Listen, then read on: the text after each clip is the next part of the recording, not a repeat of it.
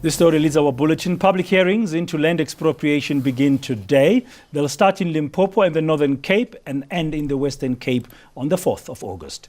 This will give citizens an opportunity to air their views on expropriation without compensation. It's headed by Parliament's Joint Constitutional Review Committee. Now, for a small community in the Northern Cape, it's been an uphill battle to claim back land. eNCA's Pheladi Sethusa has more. Jullie vandaag daar gezien het, daar gaan niks aan nie, daar is nie werkie. Die grootste inkomsten wat in Goedhuis kom, is pensionarissen, disability en kindertoelaag. Mensen wat permanente werk het op Goedhuis, is nie meer as 5 nie. Net nie regverdig teenoor 'n mens en teenoor God, laat ons soveel grond en water rondom ons het. En ons sit en krepeer van die lende, ons sit die kos elke dag op die tafel nie. This is Goodhouse, a small area next to the Orange River and the Namibian-South African border. Farm workers turned activists say land expropriation is the only way their community can be saved. Hierdie land afvat sonder vergoeding sal eintlik 'n goeie ding wees vir ons agtergeblewe mense. Aangezien ons dan nou die afgelopen tijd en die regering het dan nou nog niet recht gekregen om op die land voor ons op een rechtvaardige manier en een vinnige manier voor ons terug te krijgen. They say applications and business plans sent to the Namakwa municipality haven't borne fruit.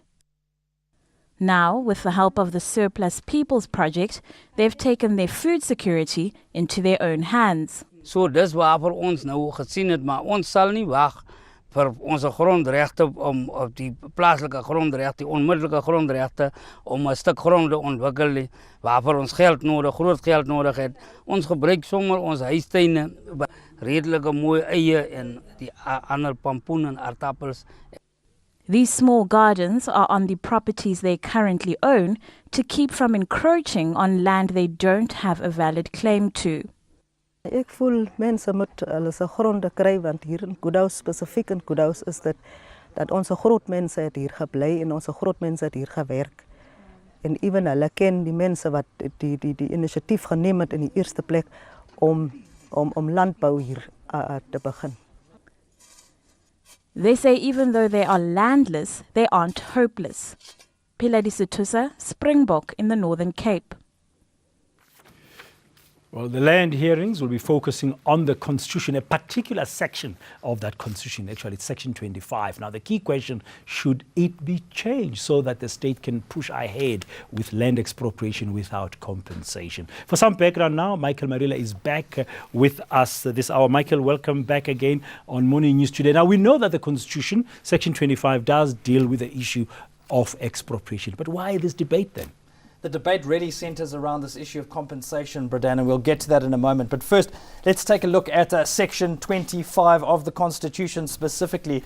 And two important parts there, Bradan. Property may be expropriated for a public purpose or in the public interest, and subject to compensation, the amount of which, the time and manner of payment must be agreed to or decided by a court. So a lot of people will be asking, would be a sticking point, and it seems it has been. So let's focus specifically on the issue of compensation, Bradan, subject to compensation and agreed to by those affected. Of course, expropriation without compensation would really test that section of the Constitution, and of course it wouldn't necessarily be agreed to with the current owners or the current occupiers of the land.